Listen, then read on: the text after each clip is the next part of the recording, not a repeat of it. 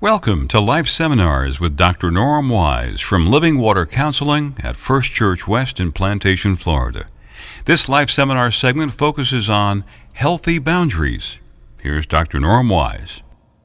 What happens is things trigger for us. Our subconscious brain remembers every single time we were wounded, and then something happens in the present time, and bang, it sets off all the emotions. And so our computer runs through all of the memories and it delivers all the emotions of the last 30 years that we believe relate to this situation into that moment. And everybody else thinks we're really overreacting. And the fact is we really are overreacting, but we can't see it as an overreaction because we are carrying with us so many wounds inside. And that's why it's important. Your past is not past until it no longer influences you today. Your past is not past until it no longer influences you today. As long as those past wounds are coloring your thinking, your emotions, your attitudes, your decisions, you still have some work to do. And yes, we can learn from the past, but we have to come to some peace with the past. And again, I would say one of the promises of the Messiah Jesus is that he'll bind up our hearts. And so there's also a spiritual dimension to that from my perspective. In addition to that, and this one's really hard, we don't like to deal with that, all human beings are wicked. And it's real simple. Doing that which is not loving, and doing that which is not God's will, doing that which is not wise, and doing that which is not in harmony, promises to give us more profit, more pleasure, and more power. In other words, if we cheat, we win. And if we choose instead the road of love, compassion, caring, what I would understand to be God's will, we really predict, if I do that, I'm going to get creamed. That doesn't work in the real world. And so I'm not going to choose what I believe is the right path. I'm going to choose what I believe is the efficient path. See, most people don't do immoral things to do immoral things. They do immoral things to solve problems. There's a few people that do immoral things just to do immoral things. That's a whole other issue. But they're in a minority. Most of us who are sane, relatively, we do it on a calculation of a win-loss calculation. And every single one of us have at times chosen wickedness over righteousness. And that's just true of everybody, including me. Also, wickedness is really hard because sometimes our evaluation of good and bad is all messed up. Our conscience is messed up. Someone said, to say no and not feel guilty. Sometimes we feel guilty over doing right. In other words, our internal moral compass is messed up, and so when we do something right, we feel bad about it. And sometimes we feel good about doing wrong, and we really convince ourselves that acting in a wrong way is right. In other words, we call good evil and evil good. We haven't made the right moral distinction. That's true of all human beings. We mess up sometimes. And usually as we get older, sometimes we'll look back on past life and we go, you ever have that moment of, oh boy, if I'd only known this 10 years ago. You ever had that moment? So you have those moments, see, so we start growing, maturing, and hopefully becoming a little wiser, and we reflect on our life. And unless we're totally lost and the ways of a person are always right in their own eyes, which is generally true. But at our more humble moments, we can kind of admit, at least to ourselves, I didn't handle that right. May not tell anybody else on the planet. In fact, we might defend our actions to the death. But within our own heart, we know that we don't really think we handled it right. We also sometimes are wild. And we can be wild for good. You know, there can be somebody, they go, you know, they are in a place and they're interacting with people and they run into this guy who's homeless and he hasn't had anything to eat for a week, and their heart goes out to him, and they look in their wallet and all the money they've got in the world, they just got paid and they're not getting paid that much, and all the money they got in the world is $60, and they give the person the $60 because they want that person to know that there's somebody that cares about them and loves them, and, you know, that God loves them and everything. Yeah, the thing is they suddenly, and now, you know, the morning after, that person might wake up and say, wow, I don't have any money. I gave it away last night. But at that wild moment, okay, we're moved by strong passion of caring, and we did something wild. I've done it. Yeah, everybody's done it. And then you think it's right, and then you think that Well, you know, the goodness of what well, they yeah, a whole other question whether it's right or wrong, but it's part of who we are. People do wild things. Sometimes wild for good. Now, sometimes we do wild things for bad.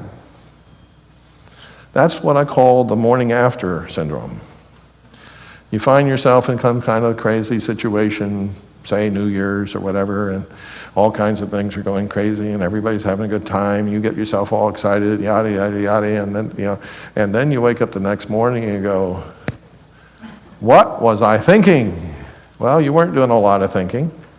You were doing a whole lot of feeling, and you did something pretty wildly evil, passionately, and that's really most of the domestic violence calls happen from 11 p.m. to 2 in the morning, and there are people that do things during those hours that are wild, and they wouldn't do them in their right mind, but they do them, and that can have horrible consequences. In addition to that, we're also wonderful. Again, in this, I think we're wonderful because God is involved in our life. We're wonderful. Not only we're just wonderfully loved by God. We're wonderfully cared about by God. He, in fact, I believe, loved us so much, he sent a Messiah to care for us, die for us, forgive us our sins. So we have, we're significant in ways beyond, every human being is significant. Now, the reason why that's important in boundaries is, first of all, we're going to have to get realistic expectations about people. Because every single person you interact with has all those qualities, including you. And because of that, your relationships are going to be messy. Sorry, they are. Because human beings are complex. And they're carrying a lot of baggage. They're carrying a lot of stuff. You're carrying a lot of stuff. Your stuff is going to interact. And so that's one of the reasons why we need a plan. Because if we don't have a plan, we usually don't do well. Spontaneity, from my point of view, is overrated. Spontaneity can lead to wonderful moments, but most of the time, spontaneity gets us in trouble. And we usually regret what we spontaneously did. Okay? And so learning self-control and how to gain self-control is worthwhile. Now, you can even give your permission to say, I'm going to be spontaneous tonight. At least you're saying this is going to be a spontaneous night. I'm putting in my spontaneous mode, okay? But you may want to put some boundaries on that. By the way, that's also important. You have to set self-boundaries. You have to decide, what will I do and what won't I do? That's a basic boundary. So you have to set a boundary on yourself. What are the things that I'm willing to do and that I would voluntarily do, that I don't see any problem doing, and what are the things I don't want to do? That's a good thing to begin asking ourselves. Because if you're not clear where your boundaries are, then what Paul said, people can run over them and you don't even know yet because, oh, wait a minute, I didn't really want that to happen. I didn't really want, if you're not self-defined, there'll be somebody more than happy to define you for you. I mean, that's not good. You want to be self-defined, not have somebody else define you. Yes? Can that be sort of like, I had 2 long 5-hour discussions with my ex-sister-in-law Okay, 2 long 5-hour discussions with your About- ex-sister-in-law. about me, About you? and my birth and all this Oh. stuff, and what I've been through, and she was saying, Kathy, you need to know your limitations. Ah, Is that kind of? yes, like a boundary? that's a boundary, yes. Okay. I have some bad news for everybody here. Do not be offended, this is bad news. Yeah. You are not God, okay? So, I know some of you are going to struggle with that, but you are not God, okay? You have, again, remember, you're weak and wounded. Yeah, that's limitations. You don't have the answers to everybody's problems. You're not even responsible to try to solve every problem everybody has. Wow. We have to figure out, in fact, because I'm limited, see, I only have 168 hours a week. I'm only really awake about 100 hours a week. And I don't get any way to save any of those hours. And on my very last week of life, I'm going to be shortchanged. I won't get my 168. And the thing is, that instantly puts a limitation on you, which we're going to talk about later. But that means you can't give away more than 100 hours. And that means, trust me, reality can come to you and start wanting more than what you can do in 100 hours. That's a limitation. That's a boundary. And you're going to be held responsible for how you use your 100 hours. You will want to use those 100 hours of life as wisely as you can. Now, that requires a whole lot, but that does mean you're going to have to say no to some people. Because it doesn't take too long before people have asked you so much that you're out of time. And then, by the way, that's when we start doing passive-aggressive. We say yes, but we simply overcommit. It's like being in debt. You commit yourself to more than your income can afford, and so now you're in trouble. The same thing is true of time, even more so, because you can't save up time. And once you commit yourself to more than what can be done in 100 hours, you're in trouble. Because people are going to get angry with you. They're going to say you don't keep your word, that you're not, And so it'd been better to say no to somebody right up front. Say, listen, what you're asking me to do, I know it's very important to you. I know you really want me to do it, but I can't. I'm already spent. I don't have any time to put into it, so I'm sorry. You'll have to find someone else. Other key, you are not the only person in the world that can help someone. See, you're not God again. You are not the only possible person, so you have to decide. See, we have all these decisions we have to make. We have to make a decision on how we're going to do that. Okay, we'll read the boundary. We'll read the definition of boundaries there out loud. It starts with personal boundaries right underneath the Matthew 26:41. This is the way we've defined our term here, so we'll go ahead and read it. Personal boundaries are guidelines, rules, or limits. Are you guys reading that out loud? Okay, I can't hear you too much. A little bit increase on the volume. We'll start it again. Personal boundaries are guidelines, rules, or limits that a person creates to identify for him or her what are biblical, reasonable, safe, and allowable ways for other people to behave around him or her, and how he or she will respond when someone steps outside those limits. It is learning to say yes and no at the proper time and place in relationships. So very important. All right, we're going to look at selfishness. Basically, there are some people who have decided that they are God and that you exist for their glory and pleasure. Your function in life is to make them happy. That's why you exist. That's why every other person in the world exists. They basically, now by the way, any of us can go into a selfish mode, so there are days we are all in this selfish mind frame. There are some people, however, that use this as their main strategy of life. But we are all here sometimes. And when we are in that selfishness, what it is that we will not respect anyone else's boundary. Because that boundary means I will not have as much pleasure or power or prosperity or happiness as I would have if simply you will do what I want you to do. And this is where abuse comes in. The way that I normally motivate people is through I abuse them. I hurt them until they say yes. I place them in a emotional half Nelson. And so there's a wide range of things I can do. Now, some of the worst cases, I can physically attack them, and they can become, afraid of me at a physical level. I say, I push them, and I say, if you're either going to do what I say or you're going to be sorry. And I throw in a threat there as well. I can verbally attack them. I can say, I can't believe, you've always said you were my friend, but you are such a hypocrite. There isn't 1 ounce of friendship in you. If you cared for me at all, if you cared for our relationship, you would do this. Wow, little guilt, see. And there is this whole book, there's business books written on winning through intimidation. They train. Well, by the way, I'll throw this in free. Have you ever had a salesperson where you have had a hard time saying no to the salesperson? You ever been there? They just have a way of always coming back, always putting pressure on you.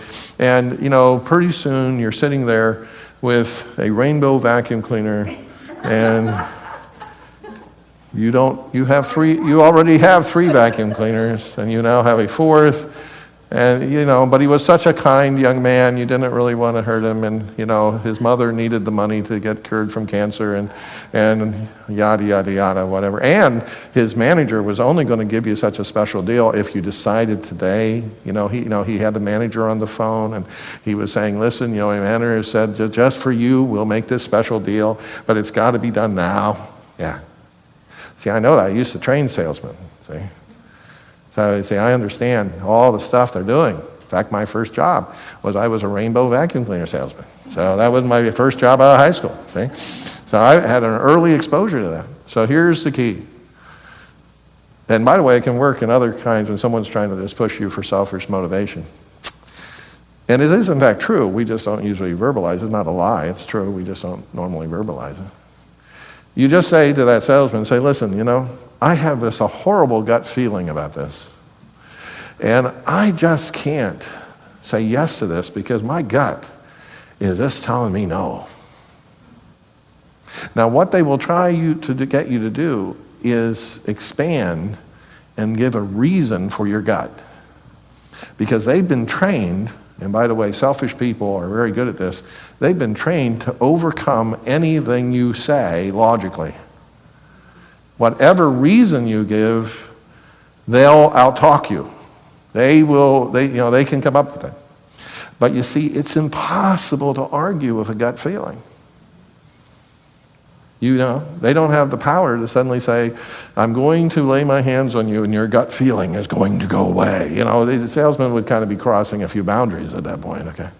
Major ones, and you could say, well, go ahead, try. Nope, still there, sorry. Now, the fact of the matter is you really do have a bad gut feeling. Now, the fact you have reasons is not relevant because your reasons won't hold up in that relationship.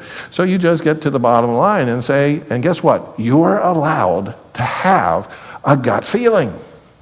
And you're allowed to say no because your gut doesn't feel good about it. Adults have the right to disagree. So let's try that together. Say that out loud. That's very important. Adults have the right to disagree. Woo! There's no rule that says you have to agree with this selfish person. You're not failing some moral test by not agreeing with the moral person. So you have to understand, this will be one of the most difficult relationships to set boundaries in because they're going to hurt you and you're going to have to know how to distance yourself from the person causing hurt. You're also going to have to say no firmly, but don't get elevated because they can get meaner than you. And not only that, it's just, even if you win, you don't win because now you become mean and you don't like feeling mean and so you feel guilty and then you call them up and say, listen, I'm really sorry. I didn't handle that right, and then they get their way. So the thing is, you don't want to go there. You don't want to return evil for evil, because that just means evil wins. You want to be able to say no and give them dignity and respect, even when they're not providing you dignity and respect. And you also have to, if someone begins to abuse you verbally, emotionally, physically call the cops, 911, that's why it was created. They'll learn. You want somebody to not hurt you physically anymore, call 911. They'll learn. Had somebody that they, were having a problem in a marriage, and husband got violent, they called 911. The husband has not gotten violent again for 7 years. And the reason he found out was a boundary had been set. You will not do that, or I'm going to simply take what a sane, stable, spiritual person does when they're being threatened with physical harm. They call the cops. And they say, protect me. And you set a boundary, okay? Now, it's always hard and complicated, but that's what you have to do. And what you do is you simply take a time out and you say, listen, right now, you're hurting me with your words, you're hurting me with your actions, I'm feeling threatened. I can't possibly think through this decision in this emotional situation. And therefore, I want 24 hours to think about it and pray about it. Now, what are they going to say? No, I don't want you to think about it and pray about it. Well, they could, but that kind of definitely demonstrates they're selfish. And very few decisions, by the way, have to be made now. And there's not a whole lot of decisions you're either going to have to make it this second or, it won't work. The fact of the matter is you can just say, wait. And in that time, you process. And then you choose a space that's a safe space, and you communicate your feelings. And if your feeling is no, you simply say, I have thought about it.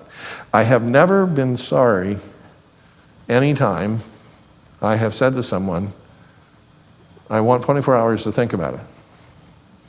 That's a boundary. You're not being mean. How could you interpret that as mean?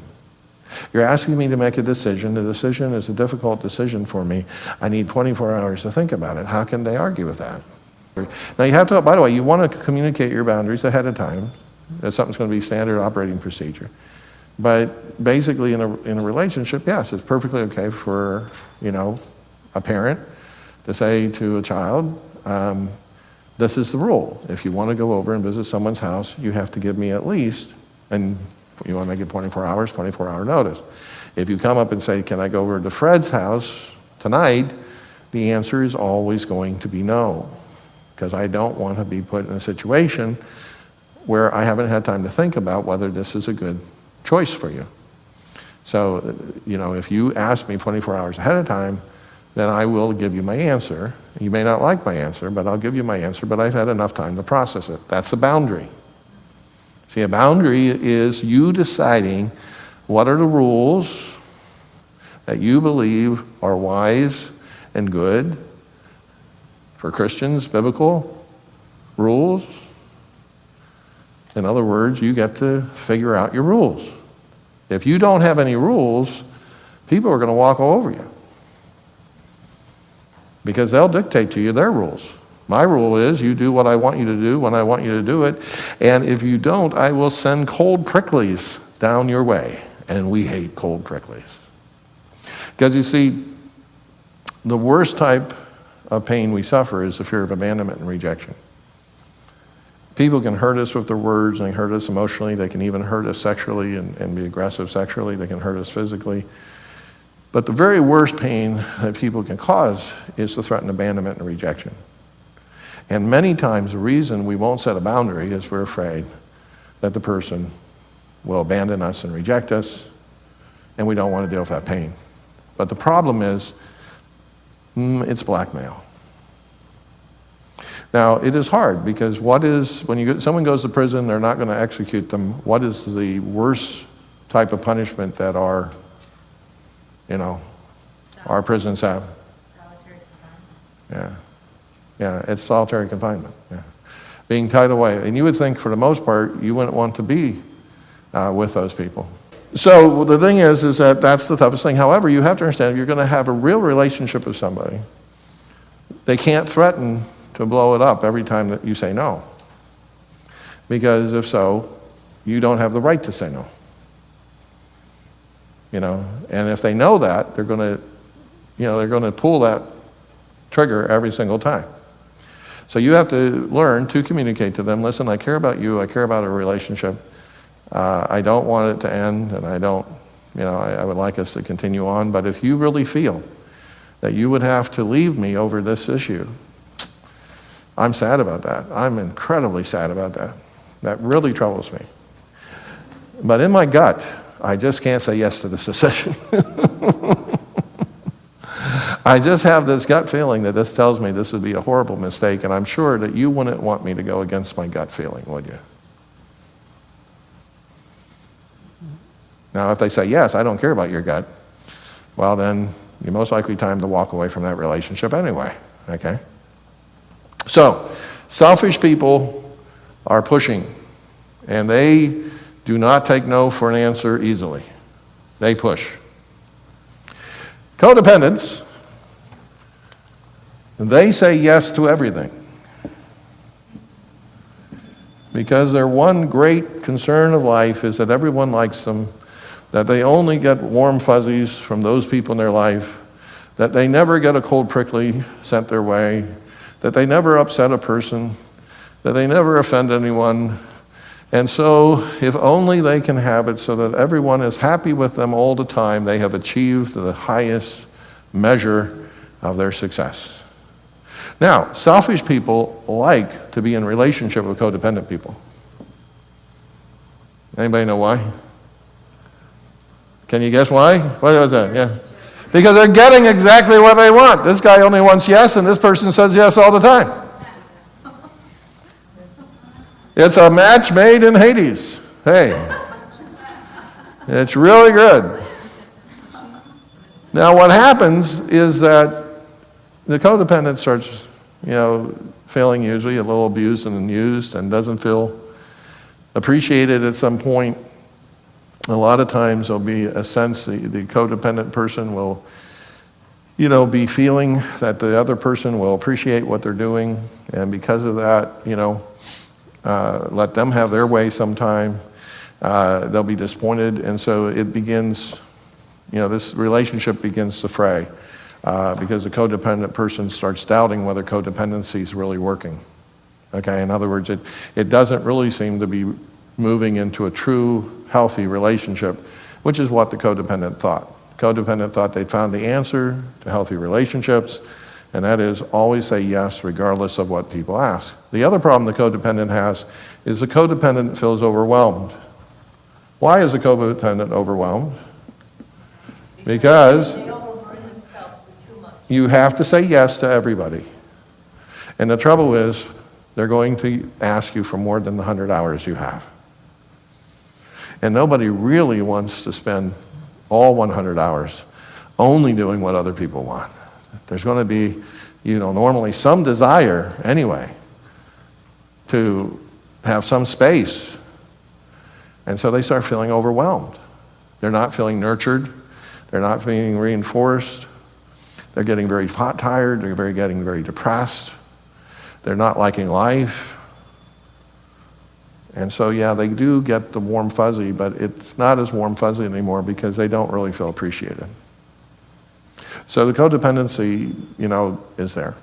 And understand that's the answer for some people. These people have no boundaries. These people, codependents, when they're acting codependently, have no boundaries. In other words, they won't say no because it might upset the people in their lives. Now, selfish people have extremely strong boundaries, but you don't know that because nobody dares ask them for anything because they're scary.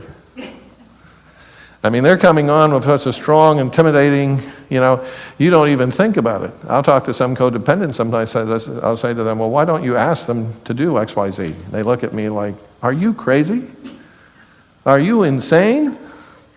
Because they know that there's nothing but no. Anything you would ask of a selfish person when they're operating out of selfishness is always going to be no. They have overly strong boundaries because they don't in any way, shape, or form ever give anything to anybody.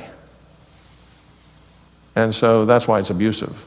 By the way, see, boundaries are really defensive. When they're not defensive, when they're aggressive, that's when they become harmful. That's not a boundary, that's domination. And so that's one of those things. We have to make sure we set up a defensive boundary, but not an offensive campaign. We have to be careful. You understand, we can all desire to be selfish sometime. Then there's the martyr. The martyr is a special type of a codependent. The martyr, though, see, this person would have a tendency to idolize the selfish person. They really would look at that selfish person as stronger, brighter, better, one of the best and the brightest in the world. They would have a hero complex about that person. They really would, believe in that person. Okay, so the codependent person, sees that selfish person, and not only does the selfish person see themselves as the center of the universe, the codependent person sees that person as the center of the universe. But the martyr is different. The martyr sees the other person as weak and wounded and wicked. They're in full comprehension of the selfishness and the wrongness. Yeah, they're very much aware, but they have decided to save the other person. In other words, the other person needs saved. The other person must be saved. And how do you save them? You die to self, and you continue totally, absolutely, to suffer so that they will appreciate the suffering. And eventually, after appreciating your suffering and after seeing how much you love them and after how much you're willing to do for them, they'll be so overwhelmed with gratitude, they will go through a moral reformation, and you will have saved this person out of the depths. Now, many people who are in relationships with addicts play this role.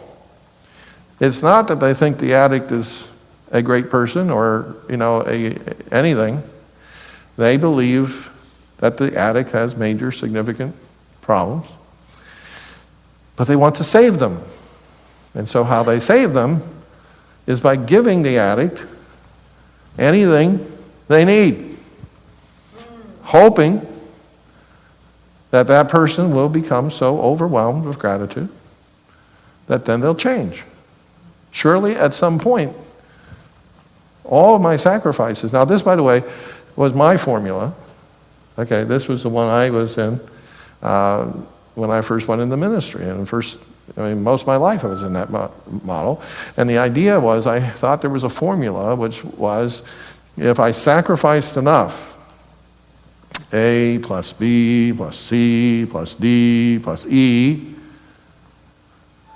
then the other person would have to get their life together. Now, by the way, the difference here is the martyr wants to have power and control. The martyr wants to control the other person. They're actually not willing to respect the other person's boundaries because they really want the other person to be dominated by what they see as the better picture for them. But they're trying to manipulate the other person through their sacrifice, through saying yes. It's reverse psychology. Yeah, a mother who has a child on addiction, they'll, make their best food for them and everything. I had one, father who, just was in denial. It's really not all that serious. It's not a whole lot different than when I drink after work. And, in other words, they're telling the teenager what they want to hear, and they're hoping that when the teenager sees them as kind, compassionate, long-suffering and all that other stuff, eventually the teenager will go, I guess this is really a bad idea. That doesn't happen. What happens is the person, especially if that person is in a selfish motif, the selfish person can use a martyr just as much as they can use a codependent. People can change, but it's not you can't change other people. The other key, you have no power or control over anyone but you. 100% rule. You are 100% responsible for what you say. You are 100% responsible for what you do. You are 100% responsible for your attitude, because attitudes are actually something you develop. But you are not able to control what another person does. You are not able to control what another person says. And you cannot control another person's attitude, even if you die for them. By the way, we can be all of these things in different times. There's usually one dominant thing we might be.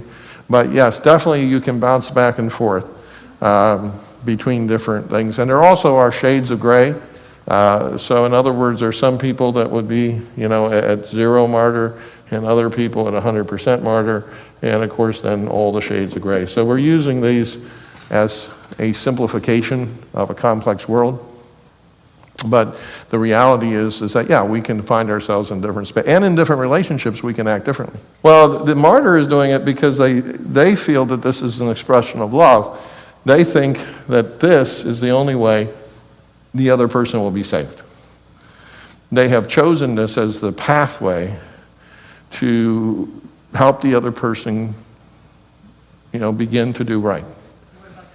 Codependent is simply getting the reward. This person is sending warm fuzzies over. And this codependent person simply lives. They're a people pleaser. Every single time that person says, great, I can count on you. You're fantastic. Every compliment. Every praise. Ego boosting. Oh, that was great. Emotional candy. Gobble, gobble, gobble, gobble. But they're not thinking, by the way, this person does not have a critical interpretation of that person either, because part of that is they also decide to look at that person in a very rose-colored glass type of way. Now, if a martyr and these two people, by the way, will normally not be in relationship with each other too much. In other words, the reason for that is, it's like 2 ticks, no dog. It's not a real satisfying relationship. 2 selfish people don't really like to be in relationship with each other. Why? You're going to have conflict. We can't both be God. Okay? My will be done. No, my will be done. Okay? It's like, you have a sudden, you have a real conflict in the universe. That's, and by the way, if you do have that, then yeah, you get into some usually physically violent relationships. I mean, if you do get 2 selfish people in a romantic relationship, look out for the fireworks, because the thing is, it's going to be somebody's going to break here, and it's not going to be me. And so you're going to get, usually that can be one of the dynamics in domestic violence, because it has to elevate, and both people have to be after getting their way in some way. So the codependent person can't live without the approval, actually would be they can't live without the approval of the other person. What they want is approval. And they get approval by saying yes. Have you ever noticed people like you to say yes? Has that been your experience? In other words, anytime ever anybody asks you anything, the only real answer that they want is yes. And that's all anybody wants. Doesn't matter who it is. If they come and ask you a question and say, will you do this? Can you help me? They don't want no. They want yes, right? So you don't get people pleasing. You don't please people by saying no most of the time, unless people are very kind of mature and on a healthy page. But again, we're weak and wounded and wicked. So it's hard for us to stay on a healthy page. So yeah, now the martyr, you see, is in fact thinking the methodology for me to help this other person that they see has significant personality defaults is for me to be, and they confuse love with always saying yes. Now that can also be true of the codependent, but the purpose of the martyr, you have to understand, they want to save the other person. And to get the glory. Yeah, they could want to get the glory for it, but they, quite honestly, the whole problem is they think they can save the other person. I have bad news for you. You can't save anybody. You're going to have a hard enough time, meaning saved, meaning living your life in a sane, stable, safe, and spiritual manner. You're the only person that can decide you're going to live a sane, stable, spiritual, safe life. And that's going to should take all, you need to focus on that. It's not easy to live well. It's not easy to live sanely. It's not easy to live stably. It's not easy to live safely. It's not easy to live spiritually. It's simply not easy. But you can try to influence people that way, but influence understands boundaries. And part of that, we'll talk about, it understands when to say no. Now, there's another person. This person is the parent. This person has humbly come to a conclusion. They are better, and they are brighter. Therefore, you should do what they say, because it is for your good. The parent isn't trying to control the other person for their personal peace, for their prosperity. It's for you. And so I hate to hurt you this way. I hate to try to, but this is for your good. You're going to thank me in the end. So you see, this is the opposite side of this person, except for, martyrs and parents. This martyr thinks, I will save you by me sacrificing. The parent says, I will save you by you sacrificing. It's going to be tough, but the pain will be worth it. Okay? And so we don't see the other person as a peer. We don't give them an adult relationship. We don't say to them they have a responsibility to live their own life and to make their own decisions. We don't do that. We exalt ourselves. We put them down into a child category. We put ourselves up in the parent category. And then we're responsible to make sure they do right. What's the problem? They're not a child. They're another adult. They're going to resist you. Any healthy person is going to resist you. Except possibly this codependent person over here. Which means, again, the parents love to find codependents. I'm not understanding the parent. The parent is a person, for instance, that says, listen, I'm not, you can't go to school. And they'll just tell the person that, you can't go to school. If you go to school, you're going to fail. What you need to do is get into a trade school. And here, I've looked up 45 brochures for you. And we're going to look at these together. And we're going to decide what is the best course of action, because you know you've never been successful financially, and I'm going to help you get it together. And you just give up all that idea of college. I don't care what you want to learn. I don't care. Trust me, I know better than you.